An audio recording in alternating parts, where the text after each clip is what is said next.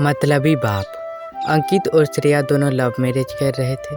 दोनों बचपन से ही एक दूसरे से प्यार करते थे। एक सप्ताह पहले दोनों ने एंगेजमेंट कर ली। 2 दिन बाद शादी है।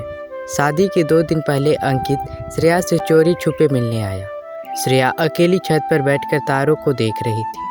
तभी अंकित पीछे से आकर श्रेया को गले लगा लिया। फिर अंकित ने पूछा, तारों को देखकर क्या सोच रही हो? श्रेया ने कहा, मैं डेट के बारे में सोच रही हूँ काश आज वो मेरे साथ होते।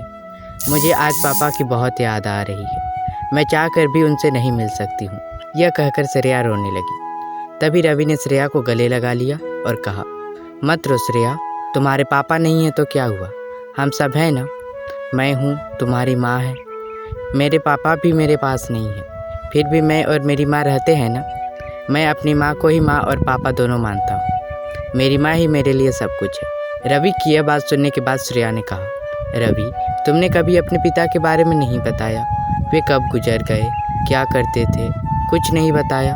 तभी रवि ने कहा, मेरे पापा जिंदा हैं। रवि की बात सुनने के बाद श्रेया ने कहा, क्या तुम्हारे पापा जिंदा हैं?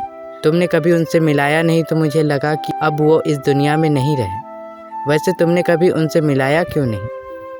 वे हमारे एंगेजमेंट में भी नहीं आए, ना तुमने कभी उनका फ़ोटो दिखाया। ऐसा क्यों?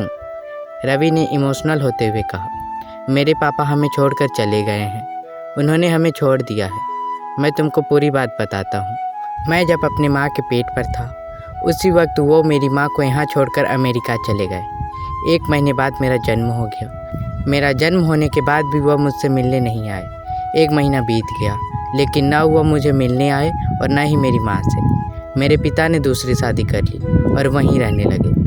तब से मेरी माँ उनसे नफरत करने लगी। पापा मेरी माँ को फ़ोन करना भी बंद कर दिए। एक दिन अचानक मेरे पापा घर आए।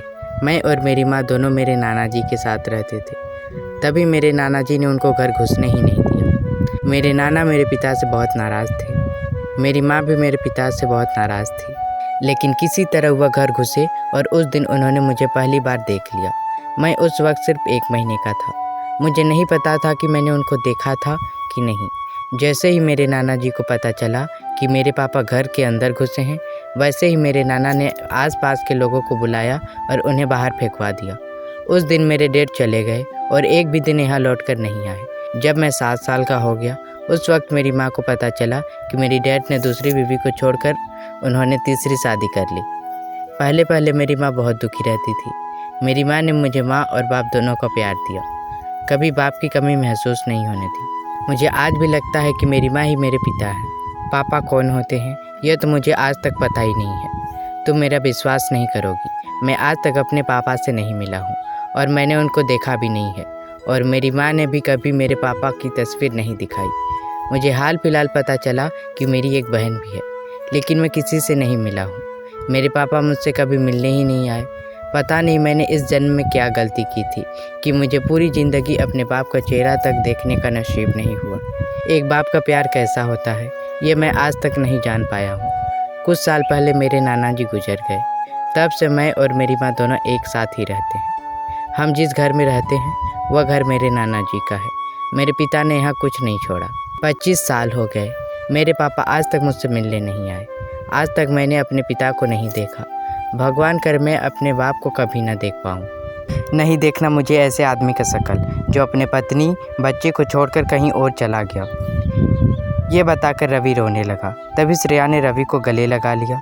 उसके बाद रवि के आंसू पोंछते हुए कहा, चुप हो जाओ रवि, तुम्हारी लाइफ की कहानी तो बहुत दर्द भरी है। मैं तुम्हारे दर्द को समझ सकती हूँ। तुम पहले रोना बंद करो, मैं हूँ ना तुम्हारे साथ। तुम ऐसे सोचो कि तुम्हारे पापा है ही नहीं। यह बोलकर श्रेया ने रवि को गले लगा लिया। 2 दिन के बाद दोनों ने शादी कर ली और दोनों खुशी खुशी रहने लगे।